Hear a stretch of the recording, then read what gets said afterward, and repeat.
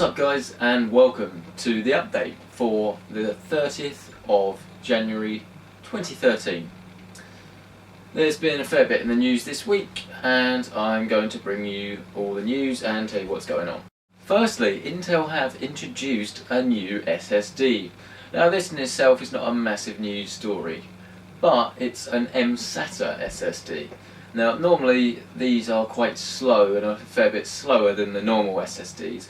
An mSATA is one of the small solid state drives that actually goes on your motherboard rather than being a 2.5 inch device that you'll plug in via a SATA cable.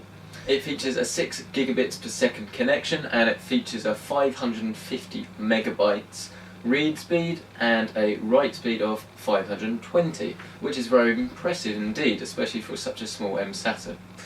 Now, because a desktop PC can quite easily handle a 2.5 inch SSD, this is aimed at ultrabook users, and while it will go in desktop PC no problem at all, it's going to mean that ultrabooks could get a fair bit cheaper, and they could get more storage in a smaller space. Prices are yet to be announced, but they have been seen for about £120 for the 120 gigabyte version.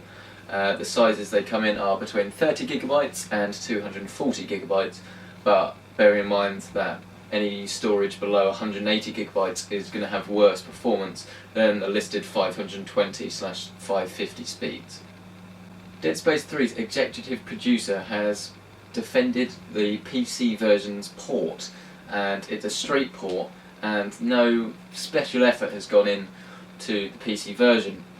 Now he's been defending this decision to not put any extra effort in, and it's been causing quite a bit of a stir. He said, "It's confusing to me that this question even comes up. As developers, you want to deliver an experience that's as similar as possible on different platforms." He said that he wanted it to be consistent across all platforms and that they don't want one user base saying that the game is better on their system. Now, Dead Space 3 is going to cost £40 on PC, which is quite a lot, and as I've said in previous videos, I will not pay £40 for a PC game. I just won't. It's not acceptable. They shouldn't start putting the price up, because if we start buying it, then they're just going to keep it like that. Now, begs the argument. £40 for a game that's had no special interest at all, might not work as well as it should do, and could well be an absolutely terrible port.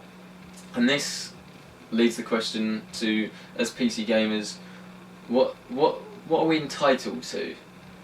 And that's quite a difficult question to answer. So we're not entitled to anything, but at the same time, what are we willing to pay for? We're willing to pay up to £2,000, between £500 and £2,000 for a PC that is going to be better than consoles. So if we're going to be paying that much money for the PC itself, then of course we should expect to get something for our money.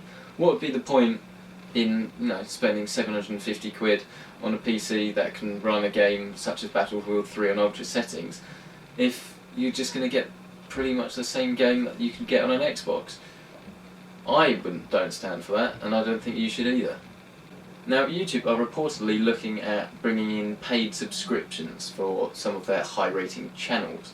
Channels like Machinima, for instance, or College Humor, or things like that. And the way it would work is that you can't watch any of these top channels unless you subscribe to them. But when you subscribe to them, you'd have to pay money. So if you were going to subscribe, then you could be anywhere between 50p or £2.50. It doesn't exist yet, so we don't know.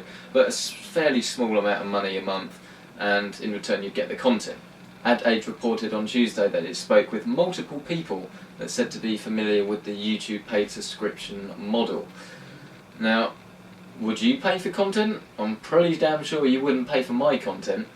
But would you pay for the top content? What do you watch the most? What do you really want to see? What's the first video you watch when you look at your subscriptions? I don't know, mine would probably be places like people like College Humor, but should we have to pay for that? Why are they doing this? Why are they looking at doing this? So many people can get ad blocks now. I mean, the advertising revenue isn't very much anyway, but some people watching the content for literally nothing at all. And by putting money on it, then you'd have to pay, but of course the viewers would go straight down. So what would you do? Would you pay to view this content? Do you think it's acceptable? Well, again, it's about your rights as a consumer, which your rights as a consumer on YouTube aren't really that much. You are not entitled to get people to start filming themselves or filming getting injuries, whatever it is you watch. You're definitely not entitled to get all that stuff for free. So you have to think about whether it's going to be worth you actually watching this stuff, and whether you're going to want to pay for it. But note that it is currently only an experiment and it's not going to happen anytime soon, but we shouldn't be surprised when it does. Now finally, Microsoft have announced the release date for their Surface, the Surface Pro, and it's going to come out on February the 9th, and it will release with the full version of Windows. So unlike Windows RT, the Windows Surface Pro will feature Windows 8 Pro. But there's a big catch, because I've been wanting to get my hands on one of these. I've been looking forward to finally a full tablet with all the great tablet stuff that also has Windows on it. Fantastic. But there's a big catch, a massive catch in fact, and that's that the storage is going to be a lot less than what you think it's going to be. For example, the base model of the Surface Pro comes with 64 gigabytes of storage, but will actually only come with 23 gigabytes of free storage that you can use. That's right, 64 gigabytes down to 23 gigabytes of actually free space. That's just 36% of the storage is yours to use. The 128 gigabyte model fares a little bit better, with 85 gigabytes of free space. Is that very much? No, it's not at all. Obviously Windows is going to take up a lot of space, it's Windows, but that is a lot. That's an awful lot. That if you buy the base model, 23 gigabytes of storage, what are you going to be able to do with that? I mean, you're not going to be able to play Battlefield 3 on it, obviously, but what if you want to put a game on there that you can run? So DMC, that might run, can't say for sure, but it's got a mobile processor in it, it's got a proper processor in it. So that is a lot of storage to lose, and while I do want one, I think that in order to get a lot of storage, which of course I'd want, it's going to cost too much money.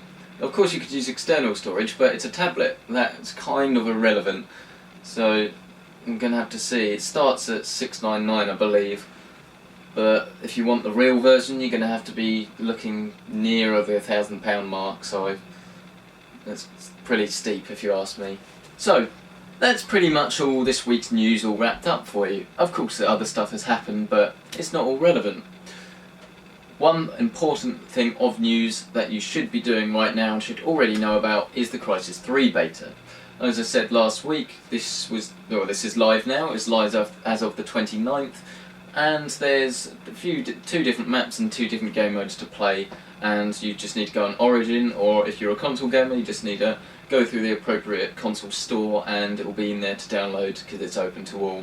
So give that a go. As I said in my DMC review, that's a great game, check it out if you haven't. I would strongly advise you pick DMC up as well, it's a fantastic game and I doubt you will regret it. Thank you for watching the update, and I will see you next time.